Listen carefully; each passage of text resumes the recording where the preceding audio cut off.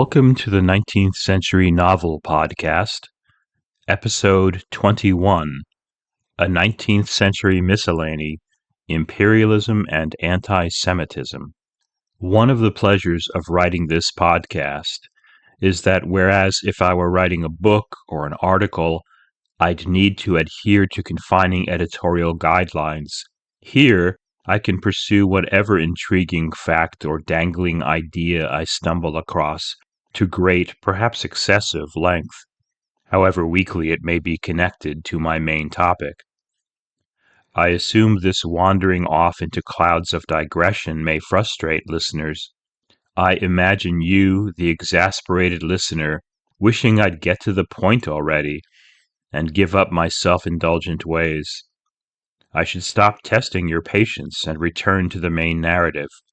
If you feel this way, I suggest either you skip ahead or preferably enjoy the ride, accompanying me, for instance, as we travel to the Rue Charonne in Paris, a journey I took you on in episode 17.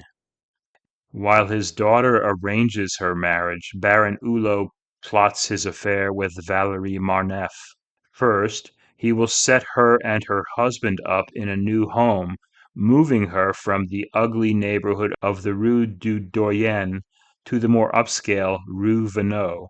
The street name Vanneau, spelled with one N, is the French word for lapwing, a bird noted for its slow, irregular wing beats in flight and a shrill, wailing cry. A group of lapwings, by the way, is called a deceit.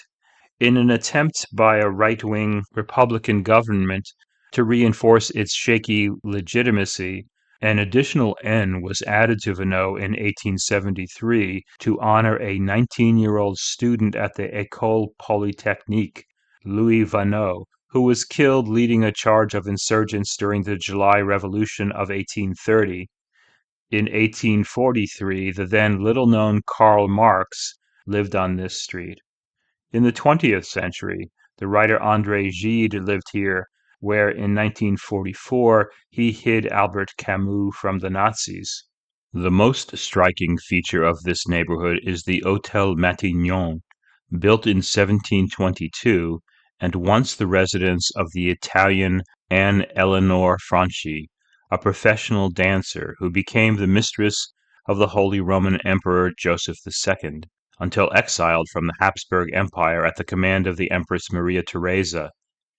In Paris, she married an Irish officer named Sullivan and traveled with him to India, where she, now Eleanor Sullivan, became the mistress of the Englishman Quentin Crawford, who had made his fortune in service to the British East India Company, the two returning to Paris in 1780. Beginning in 1789, and lasting for a decade, she had an affair with a Swedish count, Axel von Fersen the Younger, who is alleged to have been a lover of Marie Antoinette. In 1791, Crawford and Sullivan assisted in the flight to Varennes, the ill-fated attempt by Louis XIV and family to flee the Revolution. Crawford and Sullivan themselves fled France, but returned several years later and in 1802 purchased the Hôtel Matignon. In subsequent years, it would be owned by the diplomat Talleyrand, the sister of King Louis Philippe, a Genoese duke, and the Austro-Hungarian emperor, for whom it would serve as embassy. During the First World War, it was taken over by the French, who were fighting both the Germans and the Austro-Hungarians, which resulted in the confiscation of the stamp collection of Philippe Ferrari de la Renotière, probably the most complete worldwide collection that ever existed or is likely to exist. Among his extremely rare stamps were the unique Treskilling yellow of Sweden and the 1856 1-cent black on magenta of British Guiana. Only one copy of each exists. Philip Ferrari's collection was auctioned off by the French government in the 1920s. The black on magenta was purchased in 2014 by the shoe designer and entrepreneur Stuart Weitzman for $9,480,000. Since 1958, the Hôtel Matignon has served as the French Prime Minister's residence.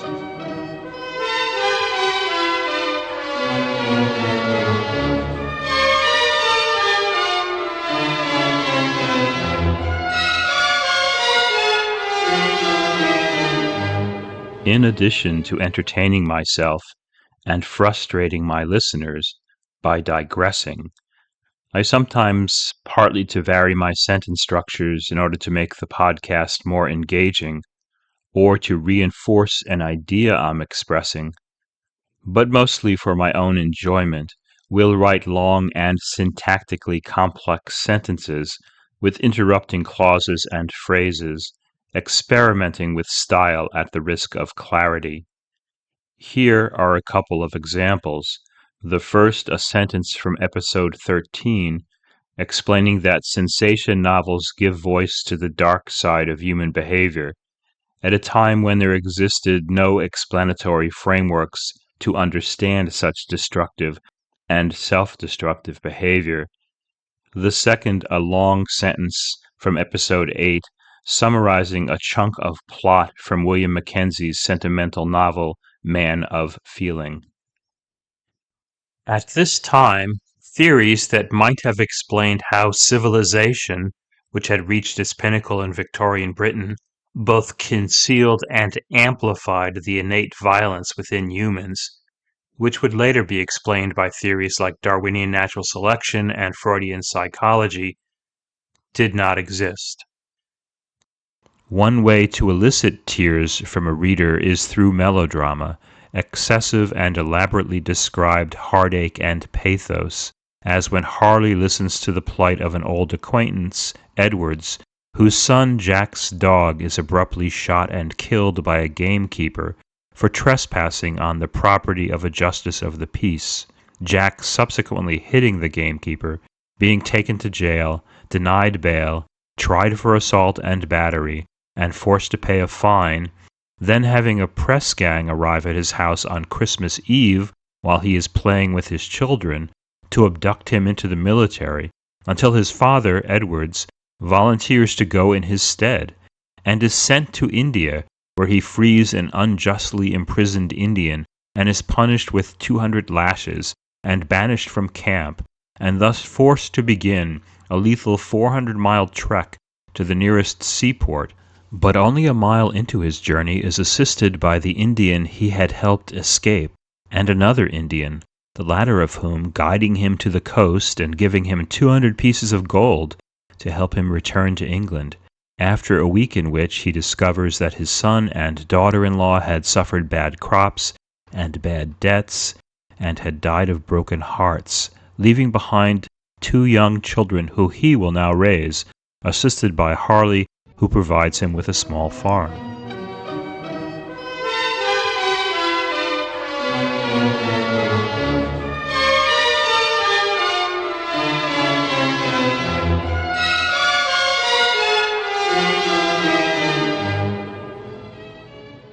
This long sentence highlights the melodramatic aspects of Mackenzie's novel, but, as I said, many of my complex sentences were written that way simply to keep me engaged and entertained by puzzling through syntactical tangles.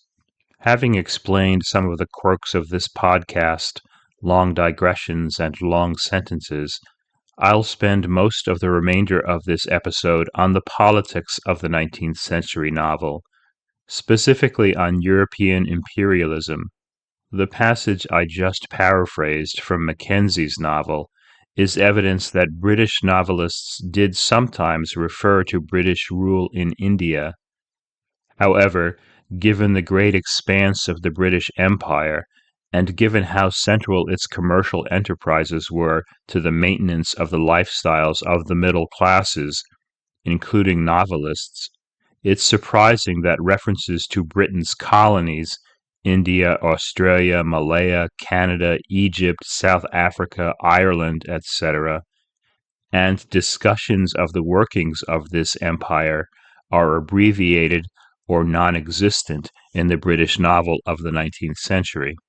These realist novels often depicted the political economy of Britain, its victims and victors, but never connected it to the global economic system that helped determine the lives of the British, not to mention its colonial inhabitants. As Temple University English professor Deidre David writes, the subjects of empire and race tended to be incidental in 19th century fiction, despite the fact that in political actuality, Britain's imperial reach and governance was anything but decoration. Beyond the expanding Raj, the English had settled in Australia and acquired Singapore, the Cape Colony, Malta, Ceylon, St. Lucia, and Guyana. Victorian novelists have characters travel to Australia and back, to Canada, to the West Indies, mostly to escape scandal and to seek their fortunes. But the natives of these lands rarely appear in these novels, and when they do appear, often in popular adventure tales, they're presented, as in Wilkie Collins's The Moonstone, as exotic and mysterious and deadly. It's only at the end of the century, in the works of outsiders like the Ukrainian-born, Poland-raised, French-speaking Joseph Conrad and the Anglo-Indian Rudyard Kipling, that, in literary fiction, the empire began to look at itself. Generally, though, references to the empire in 19th century novels, especially to India, are frequent but tangential to the main narrative, are offered without development or critical examination. Empire is seen as a fact of life, a terra incognita whose actuality exists only in rumor and conversation and vague allusions. The frequency of these allusions suggests how integrated into Britain Indian culture, though not Indian people, had become. India and things Indian were inescapable in British daily life. When, in episode 14, I looked at death announcements on the front page of the Times of London, for example, I discovered not just interesting local color, but recognition of how prominent and how seemingly normalized was news about the deadly consequences of the Indian Mutiny. And so he bought the Times newspaper and looked instinctively at the second column with a morbid interest in the advertisements of people missing. Robert's turning to the second column would have been a natural choice for someone looking for a lost friend. In the 1850s, the Times of London featured lost and found listings in the second column of its front page. Looking at the front page of the October 22nd, 1857 edition, a date I picked at random but within the time frame of the novel, one can read about lost purses and wallets and opera glasses, as well as lost dogs. A small rat-colored terrier dog, tan face and legs, white breast, comes to the name of Smut. A brown and gray rough Scotch terrier dog, ears uncut and black nose, and has lost the front teeth underneath, light bushy tail, and answers to the name of Boz. And even a lost husband. Mr. George Green, late brushmaker of North Street, Brighton, is earnestly and affectionately entreated to return or communicate immediately with his wife, his absence causing her and his relatives much grief and anxiety. The first column of the paper listed announcements of births, marriages, and deaths. It's where George first read of the death of his wife Helen. On this particular day, October 22nd, 1857, in addition to men, women, and children who died of natural causes, are 4 officers who died during the Indian Mutiny, including this family tragedy. In the entrenchments at Cawnporn, killed by a round shot, Captain W. L. Halliday, 56th Regiment, youngest son of the late John Halliday, Esquire, of Chapel Cleeve, Somersetshire. Also of smallpox and fever, Emma Letitia, his beloved wife, and, it is believed, on the 27th of June, Edith Mabel, their daughter, aged 2 years and 3 months.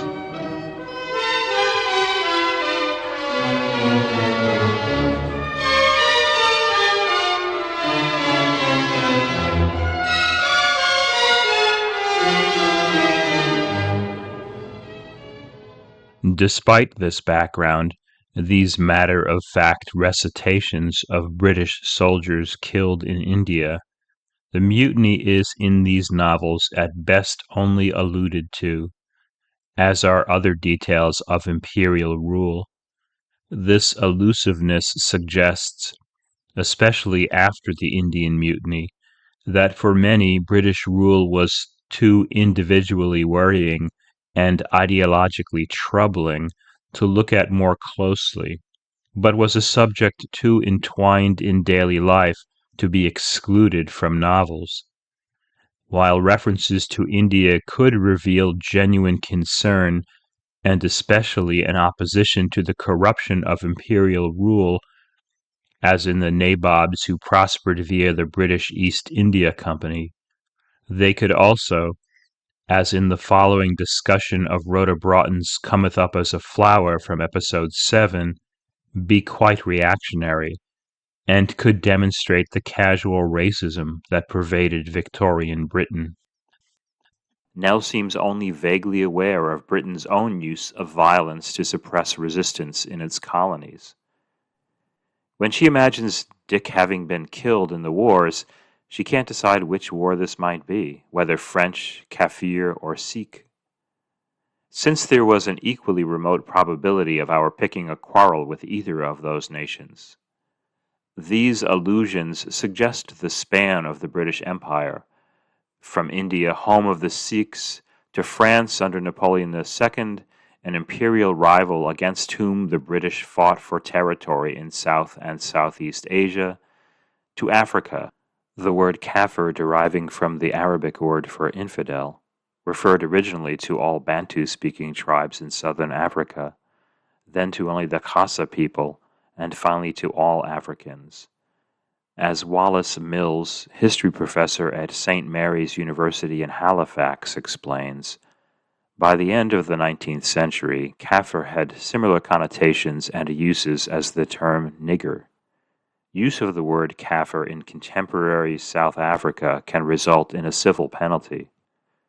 This racial sensitivity to the word Kafir, though virtually unknown in the United States, is common in Britain, where one grocery store chain has relabeled Kafir limes Macroot limes. Of the many lands that comprised the British Empire, it's India that's most frequently mentioned in the novel. Nell imagines Dick dying in a wild Maratha battle, a generic, ahistorical term she uses to refer to any exotic and distant combat in India. In actuality, there were 3 Maratha wars waged by the British East India Company against the Maratha Empire from 1775 to 1782, 1803 to 1805, and 1817 to 1819, the last of which ending the empire's 2 centuries' rule and establishing British rule over the Indian subcontinent. Another reference to India appears in a moment of banter, Nell telling her penniless suitor Dick he is not related to the great Mogul, a reference perhaps to a Mughal emperor, or perhaps to the world's largest diamond, a 787-carat stone found in India in 1650. Recut and rechristened the Orlov diamond, this stone is believed to be part of Catherine the Great's scepter, now on display in the Kremlin Army Museum in Moscow.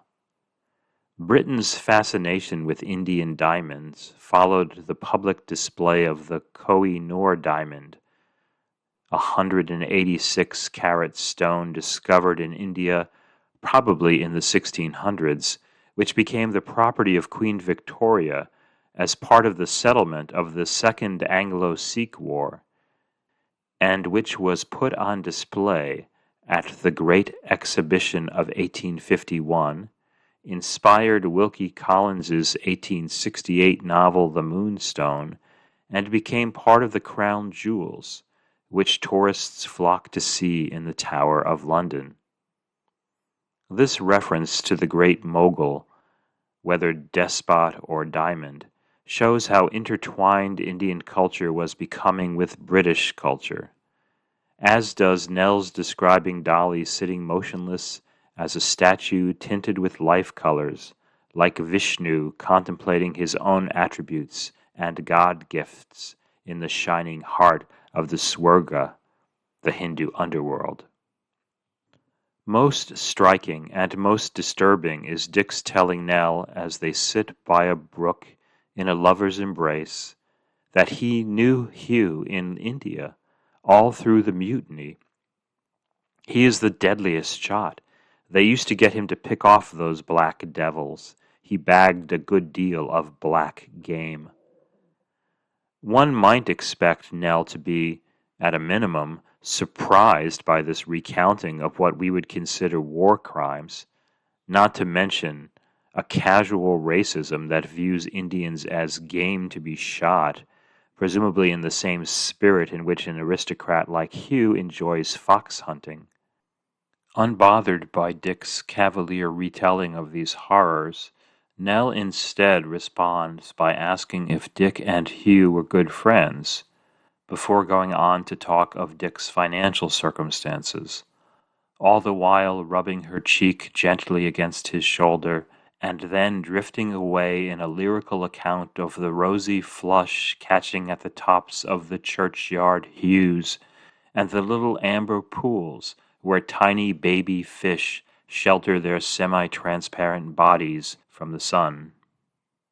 That these horrors bother Nell not at all, that she unself-consciously moves from black game being shot to tiny baby fish sheltering their bodies, suggests either a crippling lack of moral intelligence or a belief by Nell, by Broughton, and by a majority of Britons that there was nothing wrong, and in fact much right, with killing black devils. At the height of its powers, Britain in the 1860s was convinced of the rightness of its imperial mission. Maintenance of this belief often required one to ignore or to justify troubling contrary evidence.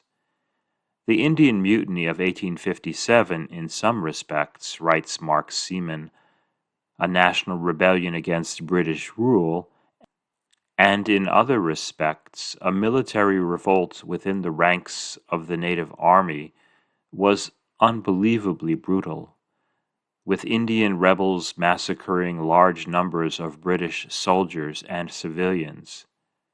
After British East Indian forces surrendered in the siege of Cawnpore, for example, 300 soldiers were murdered. 120 women and children who escaped this execution were held captive and ultimately killed, their bodies thrown down a well. Only 5 men and 2 women survived these 2 massacres. Seaman describes the immediate British response. The effect these massacres had on the British, along with their general contempt for the Indian, combined to make retaliation just as fierce and probably even more indiscriminate. Writing in his 1858 History of the Indian Mutiny, Charles Ball explained that, throughout the British Empire, the shout of the people was for rescue and for vengeance. The blood of their slaughtered countrymen, of their martyred women and children, came welling up before their mental vision, and one desire for retribution seemed to pervade all hearts and nerve all arms. This desperate cry for revenge suggests how greatly the Indian Mutiny shook British confidence. Writes Gautam Chakravarti, English professor at the University of Delhi, British women had been subjected to systematic humiliation and violence. The news of such events questioned current notions of security and the inviolability of British power, prestige, and person in India, and ended rule by the East India Company. Hugh's murders, Dick's racism, and Nell's moral blindness are best understood within this context, this need to reassert the rightness both of Britain's imperial mission and of the wealth it produced, wealth that enabled the privileged lives of the upper classes, the jewels and gowns, picnics and balls, carriages and estates.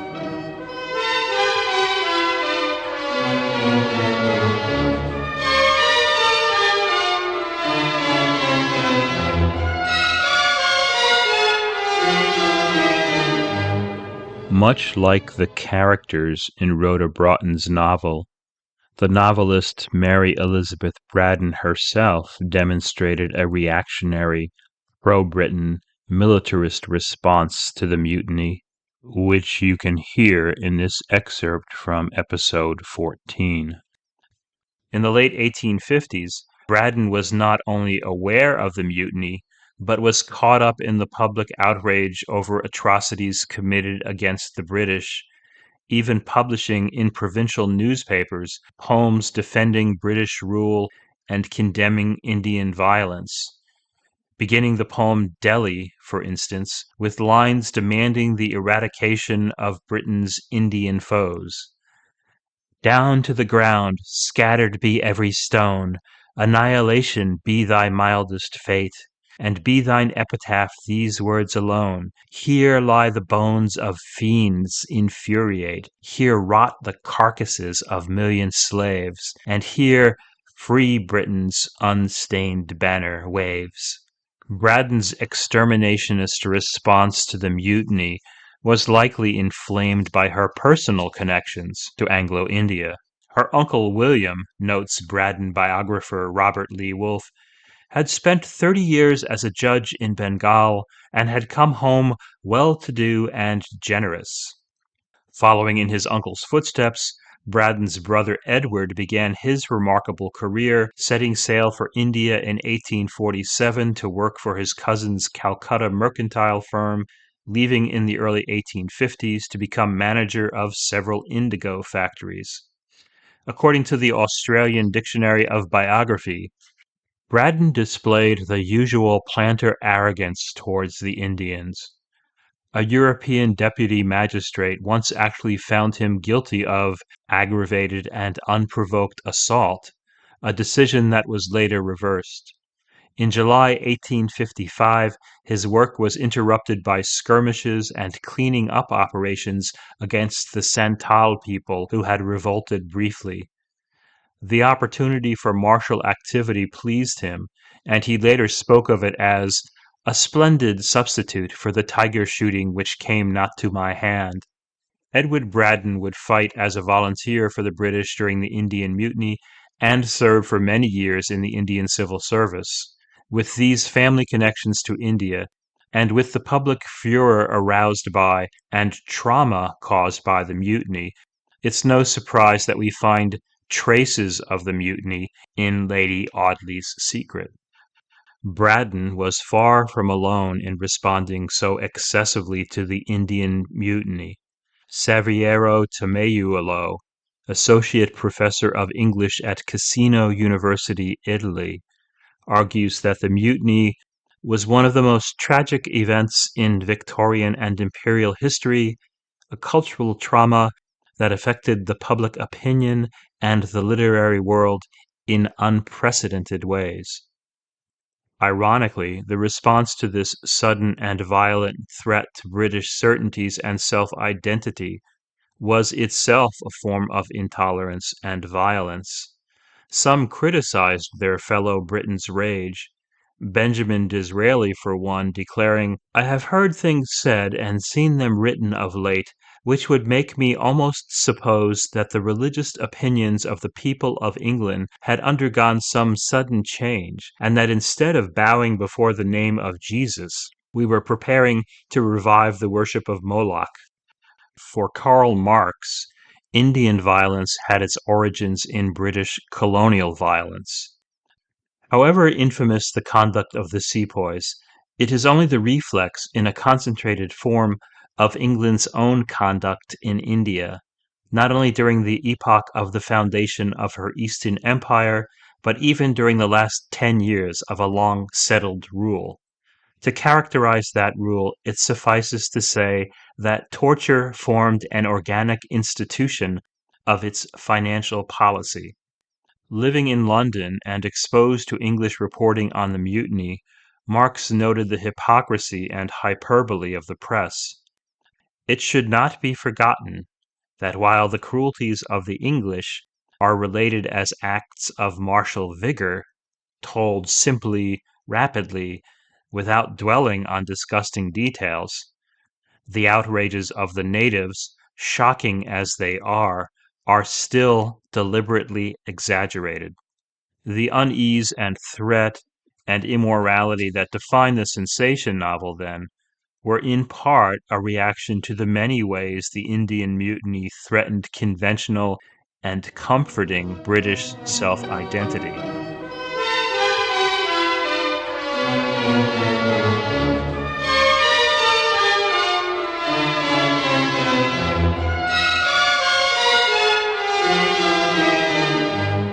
More than impacting individual novels like Lady Audley's Secret, the Indian Mutiny so shook British complacency and self-assurance that it influenced a whole genre, the sensation novel, as I discussed in episode 13.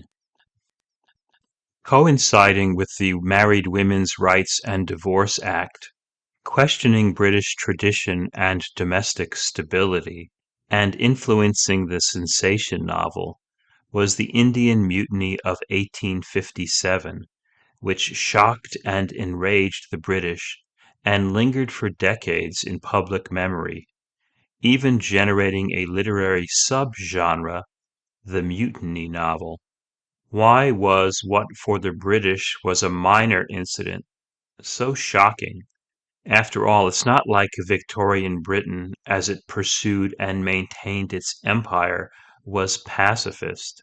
W. L. Byrne, professor of modern history at Durham University, provides us with a compelling list of British militarism between just 1815 and 1846. Within that period, British troops had been in action against Gurkhas, Pindaris, Marathas, Sikhs, Afghans, Burmese, Chinese, Kafirs, Ashantis, and Boers. Ships of the Royal Navy had bombarded Algiers, routed the Turks at Navarino, operated against Mehmet Ali in Egypt and Syria, underwritten Latin American independence, blockaded Buenos Aires and Athens, captured slavers, and waged war on pirates from the Caribbean to the China Sea. Parts of India and Pakistan and a great part of Burma had fallen to British arms. It was natural that a country which lived by its foreign trade and its foreign investments should protect and extend them in the last resort by force. Furthermore, however brutal, the mutiny did little damage to British rule in India and led to fewer British deaths than the Crimean War 2 years before. Gauged purely in the light of its empirical scale and its practical consequences, writes English professor emeritus at Northwestern University Christopher Herbert, the mutiny might not seem an outstanding momentous historical event, nor do modern historians tend to treat it as more than a lurid footnote to the tale of 19th century imperialism. And yet the mutiny had a dramatic, if not traumatic, and long-lasting impact upon the British. Herbert notes that contemporary accounts of the mutiny portray it as an event of almost incomprehensible magnitude and historical importance. In part, this impact was caused by the sudden and seemingly irrational nature of the mutiny, in which sepoys, i.e., Indian soldiers serving the British, turned against them.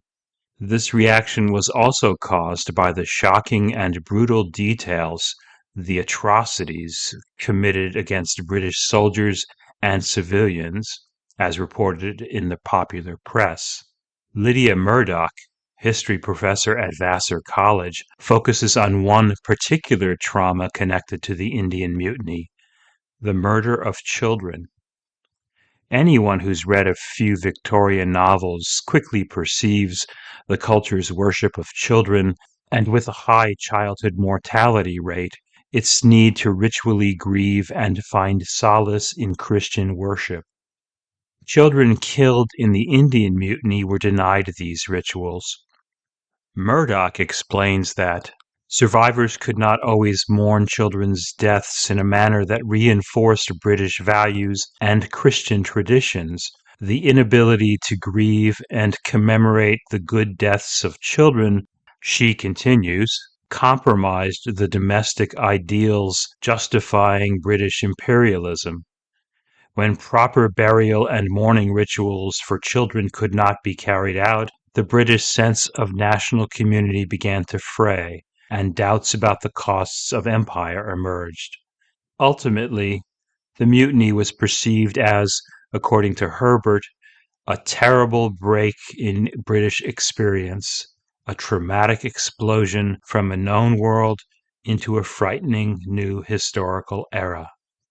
The sensation genre, with its frequent violence and law-breaking and assaults upon the domestic world, was shaped by the Mutiny. The intrusion into public consciousness of mass violence generated by British colonial rule conflicted with the benign picture of this rule, threatening the national confidence and superiority prevailing in mid-century Britain, as exemplified by the Great Exhibition of 1851.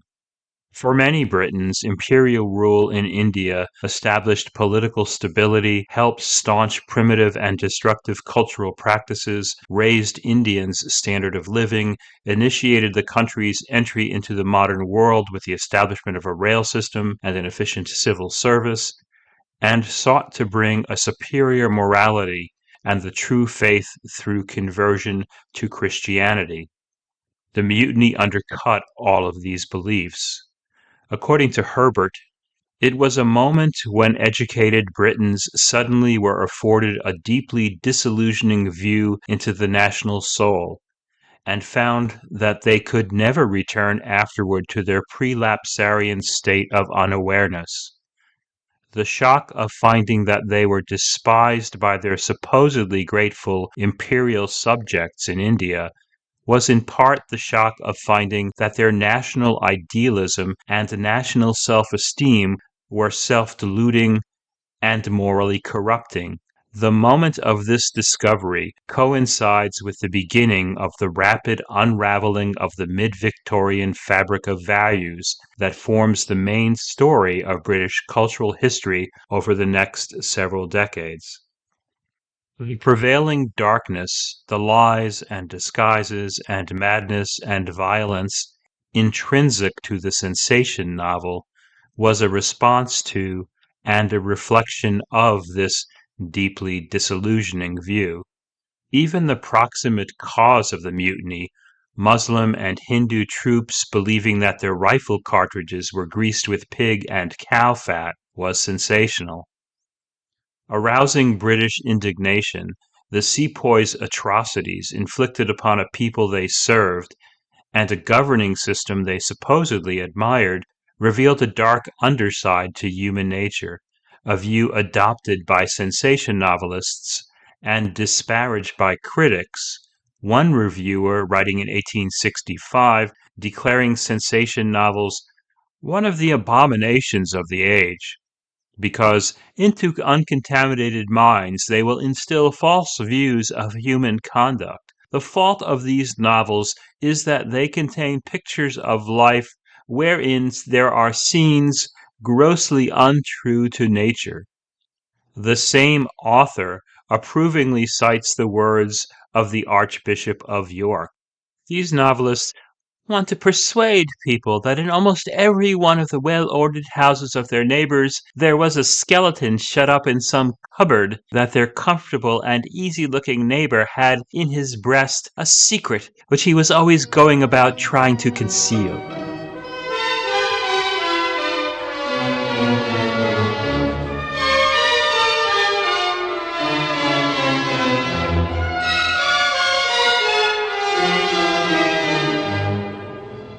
The British weren't alone, of course, in seeking to advance national interests through imperial rule, through an allegedly benign co-optation of native communities, and through the often violent suppression of native populations. In the 18th century, the French fought for and lost control of India to the British. In the 19th century, the French initiated their imperial rule in North Africa, the financial exploitation of which is a key point in Balzac's Cousin Bette, although just as in Broughton and Braddon, the details of this rule, well known at the time, were overlooked by Balzac, but elaborated upon by me in episode 17. The struggle between France and Algeria began in 1827 when, during a dispute over payment for grain supplies, the Algerian governor hit the French consul with a jeweled fly swatter, the so-called fly whisk incident, leading to a French naval blockade and declaration of war. However farcical its beginning, the tension between France and what had once been part of the Ottoman Empire was real and soon developed into a serious military conflict. The French invaded Algeria in 1830 in what historians view as a desperate attempt by King Charles X to gain public support and retain his crown. Justifying his proposal to seize Algiers, Aimé-Marie Gaspard, Comte de Clermont-Tonnerre, Minister of War from 1828 to 1831, explained, "It is useful sometimes to remind France that military glory survived the revolution, and that a legitimate monarchy also knows how to float its battle flag in far-off countries." As Jennifer Sessions, professor of history at the University of Virginia, further explains, designed to rally the nation to the monarchy and reinforce its legitimizing principles, the public spectacles orchestrated around the expedition sought to demonstrate the power of sacred kingship to protect civilization from barbarism, Christianity from Islam, and freedom from tyranny. Only 3 weeks after the taking of Algiers, however, Charles abdicated, and the July monarchy of King Louis Philippe, so disliked by Balzac, came to power. Louis Philippe continued the war in Algeria for much the same reasons as his predecessor. According to Benjamin Claude Bauer, history professor at UT Austin, having come to power on the barricades, Louis Philippe faced troubling questions about his legitimacy, and foreign conquest offered him a valuable tool to consolidate power. Algeria provided the luster of imperial conquest necessary for his family to hold on to the throne. Given his belief in the monarchy and Catholicism, it should come as no surprise that Balzac supported the war in Algeria. Yet, despite the encyclopedic goal of his literary project, to document all of French life, Balzac did not depict the French in Algeria. Although a years-long guerrilla war was being fought by the French, who would commit 100,000 troops to the conflict, in the novels that comprise La Comédie Humaine, Algeria exists merely as a distant reality. It is, writes UC Santa Cruz English professor Dorian Bell, an absent setting that never attracts the Balzacian narrator's famously topographic eye. Algeria lingers there with the ontological strangeness of something missing but still felt, a phantom limb, as it were, and a big one. It's not as if French culture was ignoring this distant war. On the contrary, as Sessions reports, from the early 1830s, the conquest was integrated into the 3-day national holiday held on the anniversary of the July days, incorporating references to the Armée d'Afrique and the ongoing war in Algeria. Military parades frequently included famous African units, while scenes from the Algerian War were incorporated into the popular diversions. Costumed Bedouins performed for Parisian festival-goers as early as 1831, and in the 1840s, scenes set in Algeria were featured among the military pantomimes presented on temporary stages erected around the city to entertain the populace. The conquest became a theme for the capital's elaborate pyrotechnic displays as well. In 1836, the grand finale of the fireworks capping the 3-day holiday simulated the siege of a Moorish fort. In the 1840s, public burnings were illuminated with Oriental or Moorish arches, and even in 1845 emblazoned with colored lights. At the time that this conflict was being celebrated and exoticized, though, it was being criticized for its cost and cruelty. According to Sessions, as the occupation grew, liberal lawmakers objected to its financial costs, while parliamentarians, journalists, and citizens of varied political stripes questioned the extreme violence that characterized anti-guerrilla warfare in North Africa. The cruelty of the war could be seen in its initial stages, when, soon after the fall of Algiers in 1830, French soldiers took part in what Bauer calls the brutal sack of Blida, which saw pell-mell executions of people assembled as prisoners, including firing squads and sabering and bayoneting of those who survived. The improvised slaughter dragged on for more than 6 hours. French troops descended on one neighborhood and killed everyone. 800 Blidians were slaughtered as recompense for the 21 French soldiers killed in action that day. A French army publication concluded that this unfortunate town can be considered no longer to exist. Scenes of such barbarity occurred throughout the war. In 1845, just a year before Balzac began Cousin Bette, a French army, having trapped a rebellious Arab tribe, set fires to smoke them out of their mountain caves. William Gallois, history professor at the University of Exeter, describes the result. What those soldiers who advanced found in the cave were around 600 villagers. Almost all of them appeared to be dead, but after dragging the bodies from the smoky caves into clearer air, it became clear that perhaps 50 or 100 of the tribe had survived, able now to make peace with the French army. This gassing in caves was a tactic of irregular warfare employed by the French on several occasions during the Algerian campaign. Yet in Cousin Bette, while the remote Napoleonic wars linger, the ongoing Algerian war is absent, but for the war profiteering opportunity it offers Baron Hulot. Admittedly, the war provided many opportunities for profiteering. In 1840 alone, Algeria cost the War Ministry 58 million francs, and between 1831 and 1840, 305 million francs. Other than its corruption, Balzac only briefly and in passing refers to the war. Hulot's brother, the Marshal, comments that Hulot is overwhelmed with work because of the Algerian situation. And as noted earlier, Hulot tells his brother-in-law they can profit by raids and levies, and there is a lot of fighting over grain. Bauer provides the context that Balzac passes over.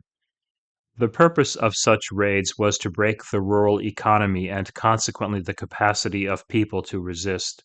French troops burned crops, emptied silos, stole herds, and cut down fruit and olive trees, thereby ensuring economic ruin.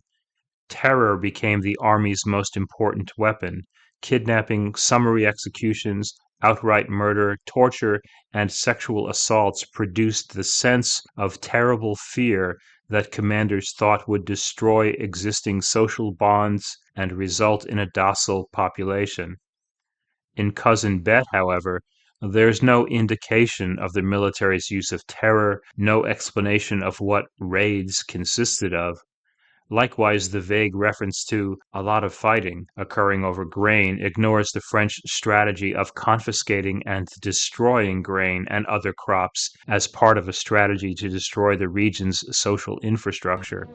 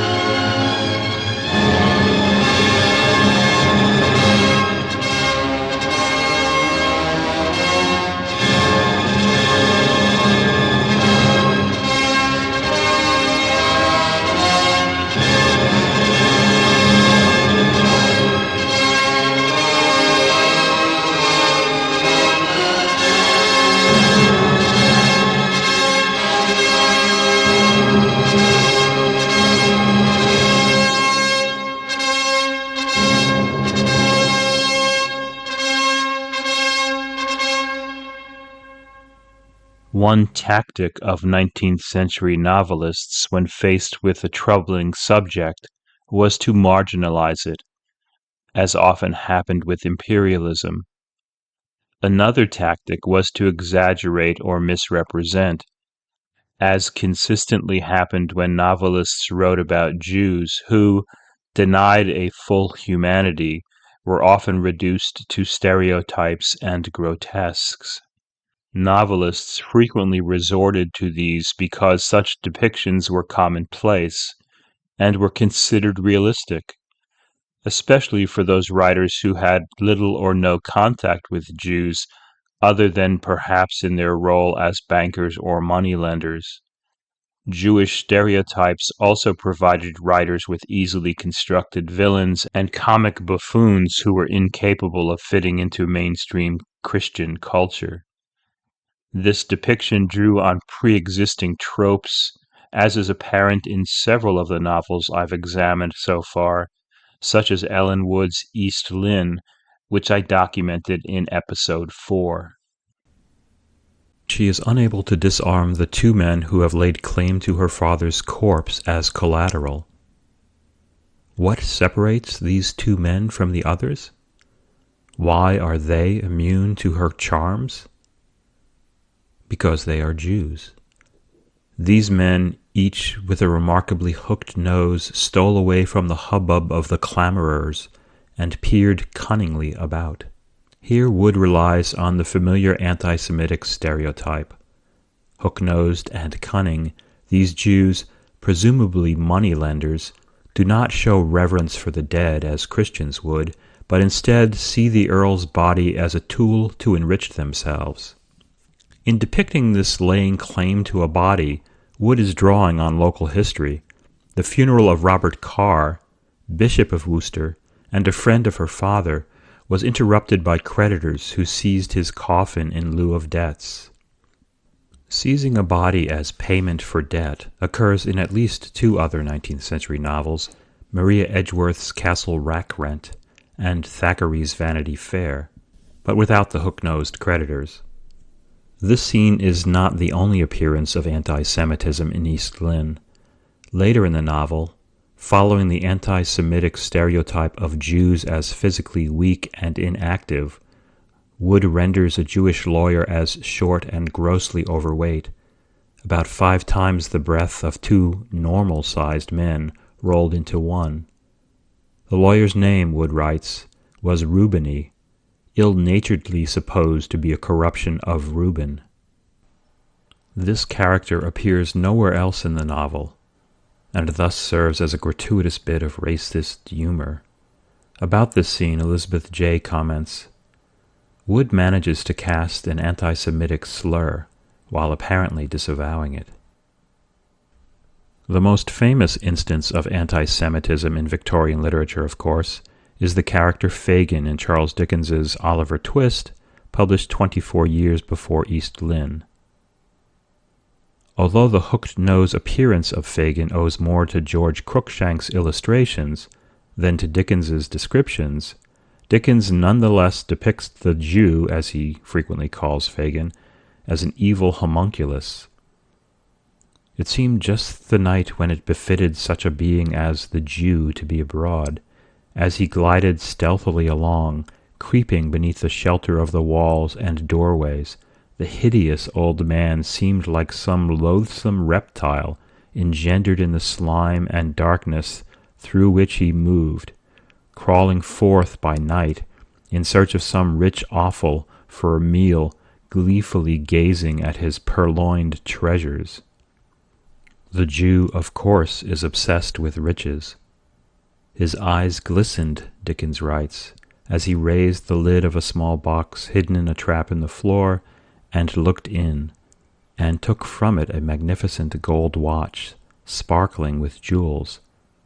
"Aha," said the Jew, shrugging his shoulders and distorting every feature with a hideous grin. However, at the time of the writing of East Lynne, Britain had taken significant steps toward inclusion, toward recognizing the common humanity of Jews. As Frank Felsenstein, Emeritus Professor of English at Ball State University, explains in his book on anti-Semitic stereotypes in English popular culture, many of the old assumptions that cast Jews as fiendish assassins and infernal bogeymen came to be viewed by the 1830s with an increasing skepticism, coupled with what appears to be an unfeigned remorse at their vile treatment in former times. In 1848, the House of Commons approved the Jews' Relief Act, which would allow Jews to enter Parliament without having to swear an oath on the true faith of a Christian. 10 years later, in 1858, the bill was approved by the House of Lords. David Salomons, the first Jewish mayor of London, was elected in 1855.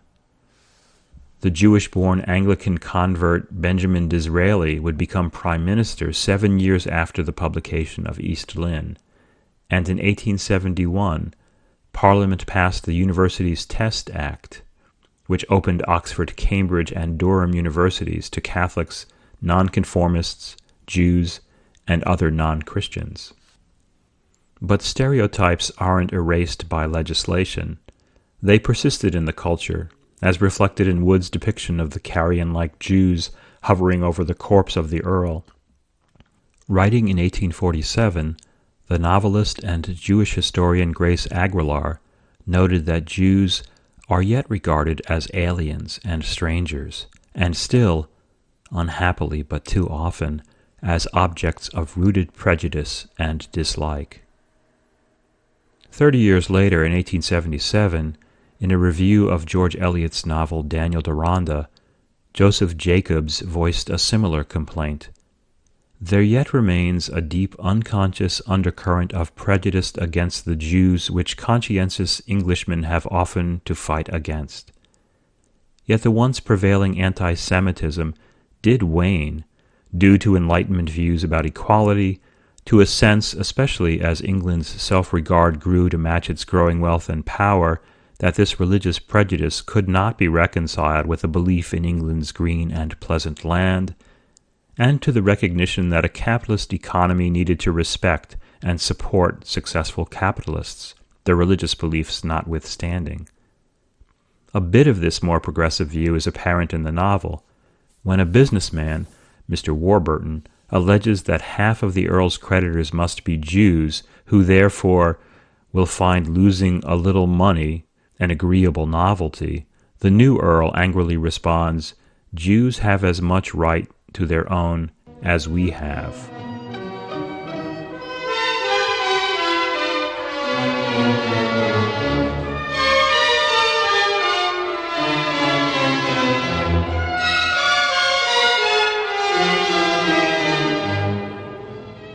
Further reliance upon dehumanizing descriptions and moral condemnations of Jews can be found, as I noted in episode 7, in Rhoda Broughton's Cometh Up as a Flower.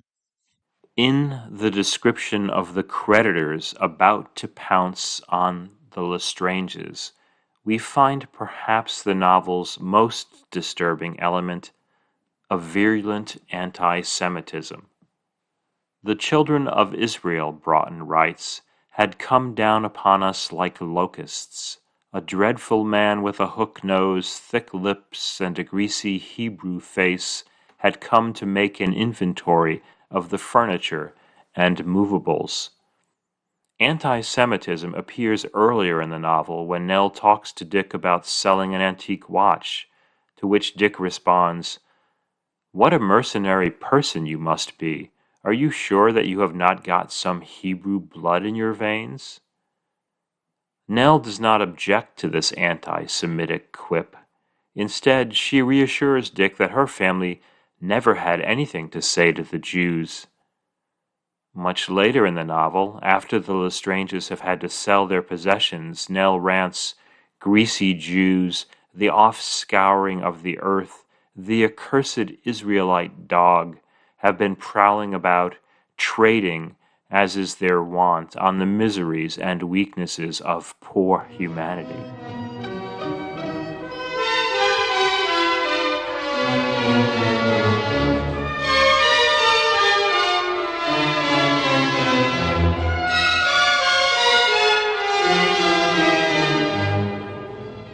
In Britain, Jews weren't allowed to attend Oxford or Cambridge, or to become a member of the government until the middle of the 19th century. In France, Jews gained rights during the Revolution and the rule of Napoleon, and gained full equality in 1831. Nonetheless, anti-Semitism persisted in France, strikingly in the Dreyfus affair at the end of the century. As in the Victorian novel, Jewish characters in the French novel, including the novels of Balzac, were often reduced to stereotypes, as heard in this excerpt from episode 19. If it's the 19th century and someone's borrowing money or collecting debt, or in this case just looks like a person ruined by debt, talk will likely turn to the Jews. For example, Crevel tells Adeline that Josepha is the natural, i.e., illegitimate, daughter of a Jewish banker. She is eaten up with greed, wants to be rich, very rich. She has developed the first Hebrew's instinct for gold and jewels, for the golden calf. Monsieur Rivet, the owner of the lace and embroidery house where Bette works, refers to Jews, Cossacks, and peasants as wild beasts wrongly classed with humankind. Even after teaming up with Valerie, Bette continues to do the most difficult pieces of ornamental embroidery for Rivet because, Balzac explains, one of the ingrained ideas of country people is never to give up their means of livelihood. In this they are like the Jews. And when telling Adeline that Paris is ruled by money, ruled by the wholly venerated 100-sou piece, Crevel analogizes the triumph of capital to the triumph of the Jew. "God of the Jews," he tells her, "you prevail." He riffs comically on the origins of capitalism in the book of Exodus. In Moses' day there was speculating in the desert. We have returned to biblical times. The golden calf was the first register of public loans. The Egyptians owed enormous amounts borrowed from the Hebrews, and they didn't pursue God's people, but financial capital. I'm not saying Balzac was anti-Semitic. These notions, after all, are expressed by characters, not the novel's narrative voice. I'm merely pointing out how commonplace it was, when talking about money, to talk about the Jew. Partly because of the Catholic Church's calumny against Jews, and partly because the Church's restrictions on usury by its followers meant that money lending was a profession that was disproportionately Jewish. This perception of the Jewish dominance of banking and finance, of course, has been and continues to be central to anti-Semitic conspiracies. In reality, according to Robert Wistrick, professor of European and Jewish history at the Hebrew University of Jerusalem, under the monarchy of Louis Philippe, haute bourgeois Protestant, i.e. Protestants of French, Swiss, and German origin, were at least as prominent in banking as Rothschild and Company. Balzac's and his contemporaries' reliance on Jewish stereotypes was also due to the geographical isolation of French Jews, which helped construct them as mysterious outsiders. At the time of the French Revolution, only 500 Jews lived in Paris, with the largest percentage of the Jewish population, 40,000, living near the German border in Alsace-Lorraine. The Jewish population of Paris would increase to 22,000 by 1866. In the early part of the century, argues Erica Vauss, associate professor in history at St. John's University, Balzac and his contemporaries certainly believed usury to be a pressing problem. Usurers were ubiquitous figures in the era's novels and plays. Countless pamphlets, often deeply anti-Semitic, portrayed usury as the plague of the countryside and lamented the plight of the peasant expropriated from his land by ruthless lenders. Reformers portrayed the situation as only slightly less dire in the cities, where borrowers resorted to seedy discounters and the public pawnshop for loans. Yet, in general, writes Francis Grodzinski, professor emerita in computer science at Sacred Heart University, the French literature of 1800 to 1840 did not focus on the Jew.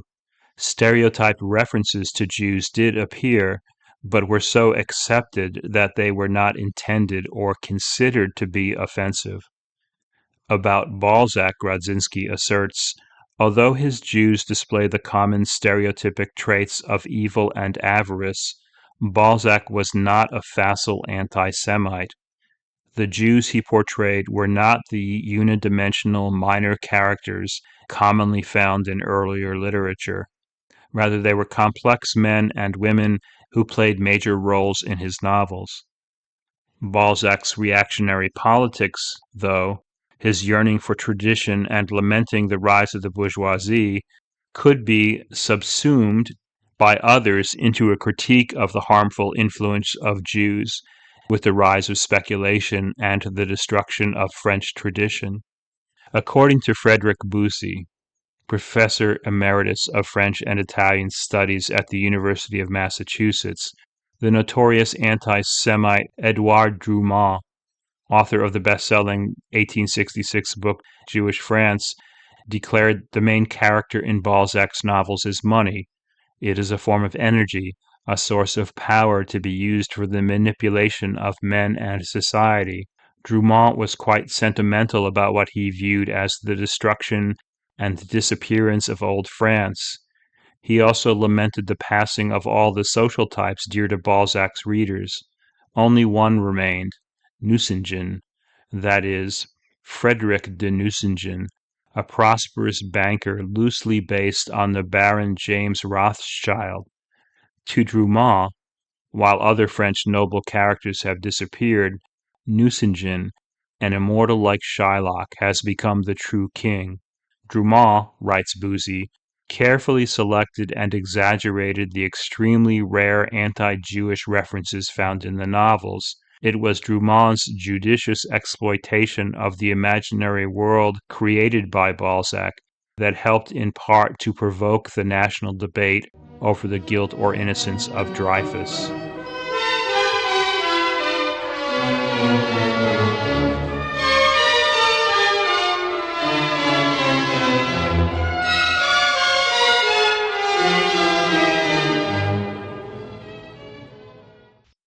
The discussion of politics and history here, taken from previous episodes and ubiquitous within this podcast overall, was generated by close readings of several 19th century novels and analysis of several novel genres, a process which, by noting ill-explained references and vague allusions, identifying omissions and distortions, filled in some of the gaps between these references and their historical and social reality, expanding upon these mentions of imperialism and anti-Semitism by drawing from the work of historians and literary critics. I used these novels to draw a fuller picture of the worlds in which Braddon, Balzac, and other 19th century writers lived, showing in what is the guiding premise of this podcast how these novels were inflected by contemporary politics in the broadest sense, and how this politics was entangled within and inseparable from fictional narratives and literary aesthetics.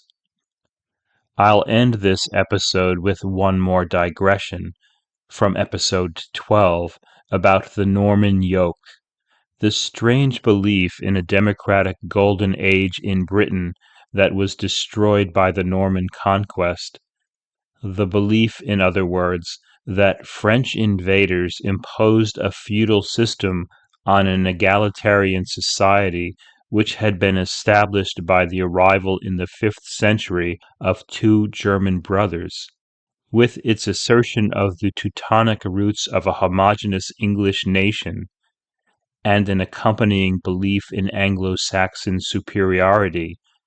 This myth seems a fitting subject with which to close an episode on imperialism and anti-Semitism in the 19th century novel.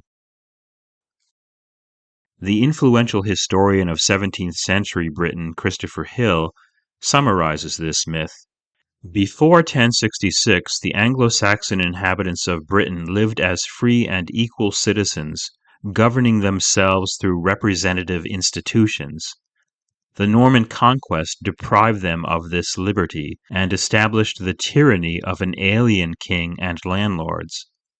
But the people did not forget the rights they had lost. They fought continuously to recover them with varying success. Concessions, Magna Carta for instance, were from time to time extorted from their rulers, and always the tradition of lost Anglo-Saxon freedom was a stimulus to ever more insistent demands upon the successors of the Norman usurpers. This myth, Hill observes, served as a rudimentary class theory of politics, in which a foreign and hereditary ruling class, supported by the Church, imposed its views on and extracted wealth from a native, mostly peasant class. In other words, the Normans imposed a feudal system on what had been a more egalitarian Saxon Britain. In its remembrance of a communal past overwhelmed by force, this myth, especially during the tumultuous 17th century, both challenged the legitimacy of the monarchy, the nobility, and the church, and suggested the possibility of a more egalitarian alternative. On the other hand, conservatives were able to exploit this myth, embracing the Norman yoke theory because it legitimized established institutions of power. William's conquest, on this reading, overruled whatever communal existence had gone before, replacing it with a monarchical and hereditary rule which had persisted to the present. Therefore, in the conquest of 1066, common people hadn't acquired rights. They'd been given them, and could have them taken away by William and subsequent English kings and queens and parliaments. This myth also supported the perception that Britain's Anglo-Saxon heritage was rooted in a Germanic culture, a notion that emphasized glories of England's Anglo-Saxon and German past, the Germanic of the English language, and the common racial origin of the Anglo-Saxons, Danes, and Normans.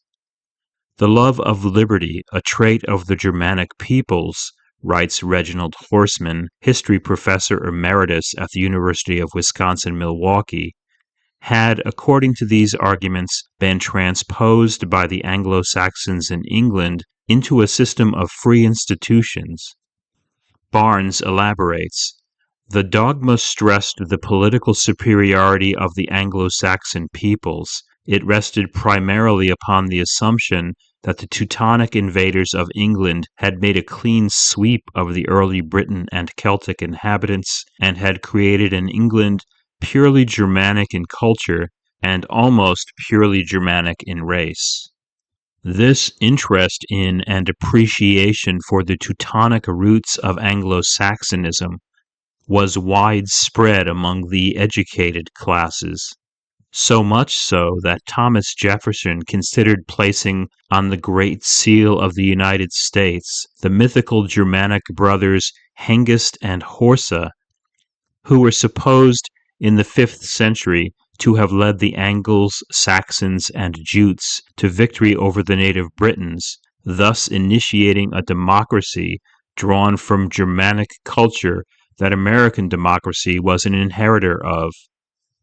These brothers are referred to at least 4 times in Ivanhoe, Scott, for instance, identifying the Saxon Athelstane as a descendant of Hengist and his hardy tribes. Jefferson saw the Saxons who sailed from the continent to establish their rule in a new land as prefiguring American colonists' similar history. John Adams, in a letter to his wife Abigail, described the design of Jefferson's seal. Mr. Jefferson proposed the children of Israel in the wilderness, led by a cloud by day and a pillar of fire by night, and on the other side, Hengist and Horsa, the Saxon chiefs from whom we claim the honor of being descended, and whose political principles and form of government we have assumed. This Anglo-Saxon identity shared by the English and the Germans would become the basis for the noxious and ultimately genocidal belief in the superiority of the Anglo-Saxon race.